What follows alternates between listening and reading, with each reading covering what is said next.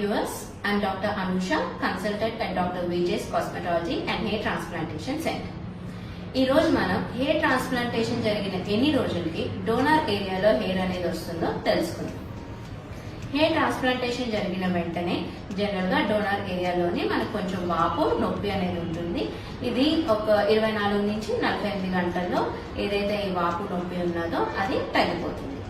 ఆ తర్వాత మీకు 8 నుంచి 15 రోజులకి ఎక్కడి నుంచి అయితే మనం గ్రాఫ్ట్స్ తీసామో అక్కడ మీకు చిన్న చిన్న బ్లాక్ గా స్కిన్ అనేది కనిపిస్తూ ఉంటుంది. దీన్ని మనం క్రెస్ట్ అంటాము. ఇది మనకి ఈ 15 నుంచి 20 రోజుల్లో ఇది ఏదైతే ఉందో అది రాలిపోతుంది. ఇదంతా మనకి హీలింగ్ ప్రాసెస్. సో ఒక 20 డేస్ కల్లా మీకు డోనర్ ఏరియా మొత్తం హీల్ అయిపోతుంది.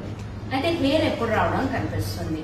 మీకు కొత్త హెయిర్ అనేది రావడం జనరలీ అరౌండ్ 1.5 to 2 months అనేది చిన్న హెయిర్ రావడం అనేది మీకు మీ డోనర్ ఏరియాలోని తెలుస్తుంది.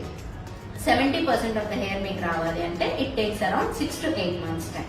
కంప్లీట్ గా నార్మల్ హెయిర్ రావాలి అంటే అరౌండ్ 9 to 12 months టైం అనేది పడుతుంది. అయితే ఈ హెయిర్ అనేది రావడానికి కూడా కొన్ని ఫ్యాక్టర్స్ మీద డిపెండ్ అయి ఉంటుంది.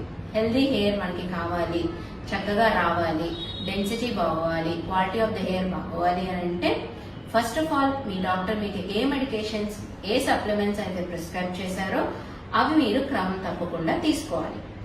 నెక్స్ట్ మీరు ఫాలో అయ్యే diet, it should be a high protein diet.